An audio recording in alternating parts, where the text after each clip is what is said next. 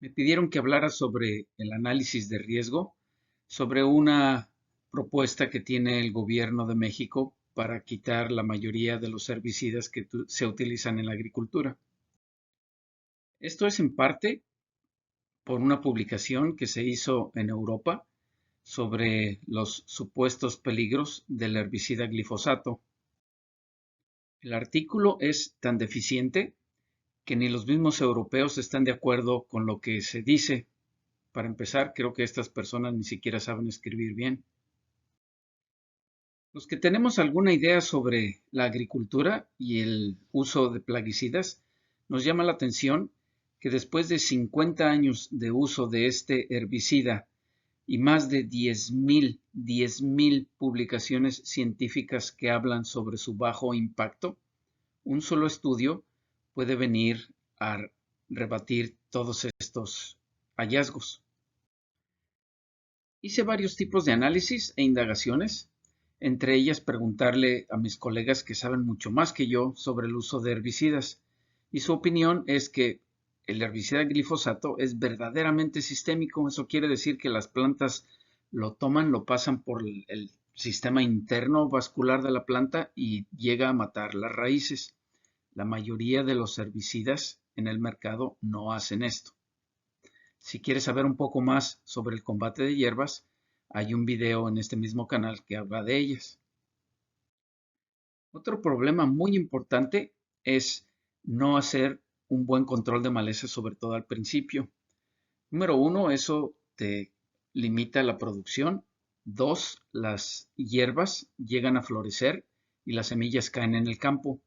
Y lo que se incrementa el banco de semillas que vuelven a germinar años, a veces décadas después. Esto es un problema que está creando el agricultor constantemente al no combatir bien las hierbas. Además, hay una posibilidad de mercadeo que puede limitar tus productos. Por ejemplo, si cosechas algún grano que lleve muchas semillas de malezas, el precio se castiga. Para las personas que venden semilla certificada, legalmente no pueden tener cierto o pasar de cierto nivel de semillas de malezas porque su producto no calificaría como semilla certificada. Y de lo que te voy a hablar más adelante es que en realidad no hay un buen sustituto de glifosato por ciertas maneras, y los herbicidas que se han utilizado durante más tiempo que glifosato son mucho más tóxicos y sobre todo perduran más en el ambiente. La opinión de los que tratan de cambiar el campo para bien dicen que sin utilizar glifosato o utilizar herbicidas en general sería un paso atrás para detener el poco desarrollo que se ha hecho en México sobre la labranza mínima o no labranza. Además, me puse a buscar la toxicidad de los herbicidas que se utilizan en maíz en México. Bueno, nada más 15 de ellos. Y utilicé un sitio que puedes tú también accesar, que es de la Universidad de Cornell. Los resultados del análisis utilizando este sitio red dicen que de los 15 herbicidas, glifosato, lo puedes ver en la barra verde en medio, tiene un impacto mediano en el ambiente ecológico. Estamos hablando de impacto a otros organismos, no necesariamente plantas, sino microorganismos e invertebrados, mamíferos, aves. Para el trabajador, el aplicador es uno de los productos menos tóxicos que puede aplicar. Y para nosotros los consumidores, puedes ver que es uno de los productos menos tóxicos que se utilizan en la producción de maíz en México.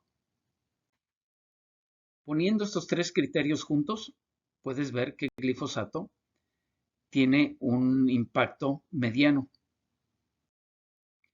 Otra forma de verlo es irse a cómo se catalogan los plaguicidas. Esta es una escala a nivel internacional. Muchos trabajadores agrícolas desafortunadamente no saben leer, entonces se le pone en las etiquetas diferentes colores.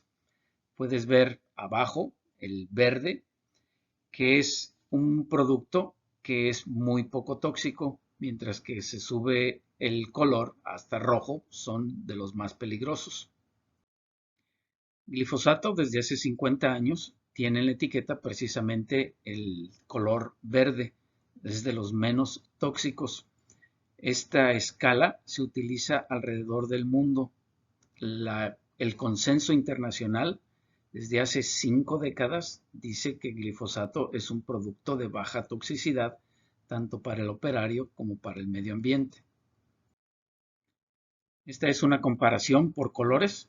Puedes ver que los verdes son los menos tóxicos, los amarillos los de toxicidad intermedia, y hay un producto muchísimo más tóxico de los que se utilizan en este momento.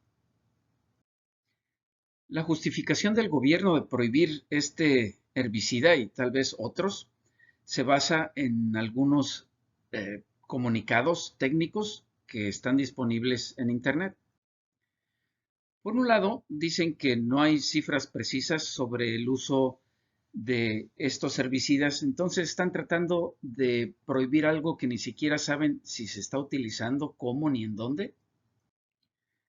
En realidad, eso habla de que no han hecho una buena tarea de investigación, ya que hay una dependencia en México desde hace muchísimos años que se llama COFEPRIS, que lleva todos los registros de todos los plaguicidas que están autorizados en México, la dosis a las que se utiliza, el lugar en el que se vende y los cultivos en los que se pueden utilizar.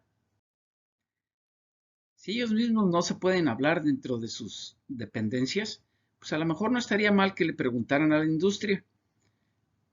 La industria no está escondiendo los datos y pueden ver que se utilizan 25 millones de litros de glifosato en México. Es una cantidad ridículamente alta.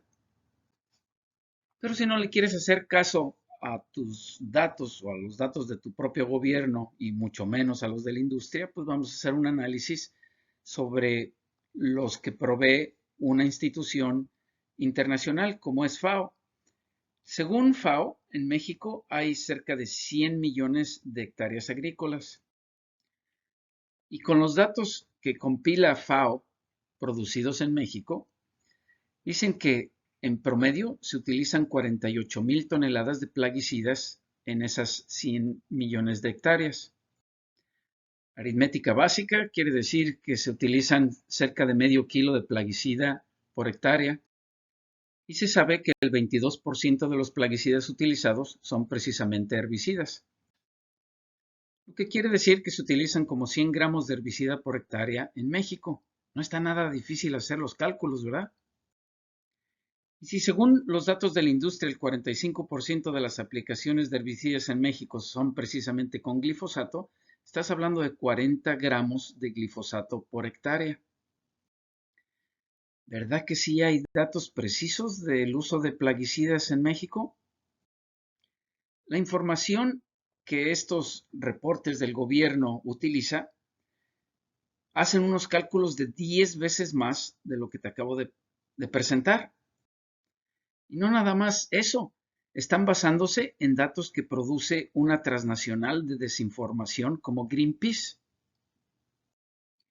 Has de pensar, bueno, fue nada más un cálculo de 10 veces más, ¿verdad? Obviamente no hubo dolo en ello. A cualquiera se le puede ir en la calculadora un cero de más. Pues sí, de todos modos, se utiliza mucho plaguicida y mucho glifosato en México y alrededor del mundo. Eso sí es un hecho.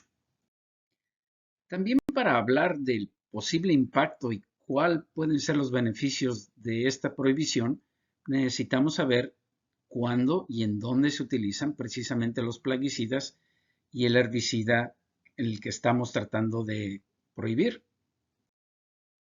Por eso hice el análisis precisamente del maíz, que es el producto agrícola número 1 en México.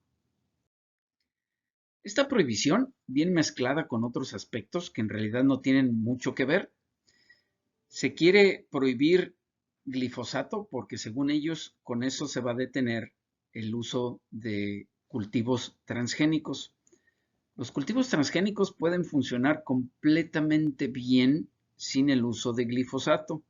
El glifosato se utiliza también en cultivos que no son transgénicos. Pero los argumentos del gobierno es que el 50% del glifosato se utiliza precisamente en los organismos, en los cultivos transgénicos. Tal vez tengan razón, pero si estamos hablando de cultivos transgénicos en México, el uso de maíz transgénico y soya transgénica está prohibido, ha estado prohibido todo el tiempo y únicamente se siembran 200,000 hectáreas de algodonero transgénico en una región muy delimitada en el norte de México. Eso quiere decir que honestamente deberían de prohibir el glifosato en el algodonero únicamente. O sea, ¿por qué maíz y por qué soya si no hay ni maíz ni soya transgénicos en México? ¿Cómo pueden informar bien a la gente, convencerla, si no saben ni cómo, ni cuánto se utiliza, ni cuándo, ni dónde, ni por qué? Es simplemente una modita que trata de, o número uno, asustarnos, o a lo mejor tratarnos de sentir un poco mejor, que están pendientes del contorno agrícola y nuestra salud, pero pues en realidad esos datos no los elaboran, no son nada convincentes. Dicen que el glifosato es tremendamente tóxico o perjudicial para la salud humana. Los pocos datos que utilizan es, por ejemplo, este estudio en el cual se detectó glifosato en el agua de un lugar que se llama Hopelchen.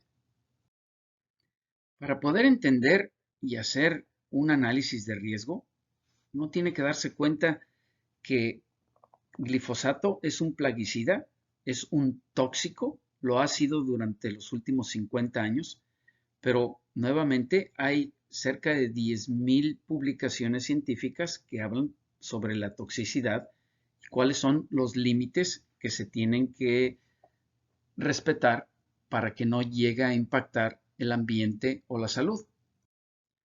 El consenso internacional sobre los límites de residuo de glifosato, la presencia de glifosato en la comida, tiene un rango bastante amplio que tiene que ver con el tipo de cultivo y cuál es la intensidad de ingesta, cuánto se come de él. Lo mismo sucede con el agua. Diferentes agencias regulatorias tienen un rango de aceptación por la concentración de glifosato. Leí la publicación en donde dicen que hay 1,42 microgramos de glifosato por litro. Esto no llega a ser ni el 5% del límite más estricto, como es el europeo, y obviamente ni los autores del artículo ni el documento del gobierno hablan que está 20 veces por abajo de lo permitido a nivel internacional. Otro tema es que las malezas se han vuelto resistentes a glifosato. Ahí sí tienen completamente la razón. Sin embargo, sus argumentos son bastante malos. Dicen que en México se ha reportado una maleza resistente a glifosato. Hay docenas de artículos científicos que hablan sobre la resistencia de malezas a glifosato alrededor del mundo. Estamos hablando de varias docenas de malezas que ya son resistentes a glifosato. Este es un problema agrícola. Se ha utilizado tantísimo glifosato que las malezas han desarrollado resistencia. Precisamente se necesitan diferentes herbicidas para combatir malezas que ya son resistentes a otros herbicidas. Prohibir herbicidas lo único que hace es que las malezas sigan proliferando y el problema para el agricultor aumente. Para sustituir glifosato, porque algunas malezas son resistentes a él, se deben de utilizar otros herbicidas o mezclas de ellos, pero puedes ver nuevamente por los colorcitos que las alternativas no son tan buenas o son más tóxicas que el utilizar glifosato. Se habla, sin datos obviamente, que se están utilizando o se están desarrollando alternativas al uso de herbicidas en la agricultura. y los pintan muy bonitos, que son bioherbicidas, tecnología completamente mexicana, accesibles y que no son agrotóxicos.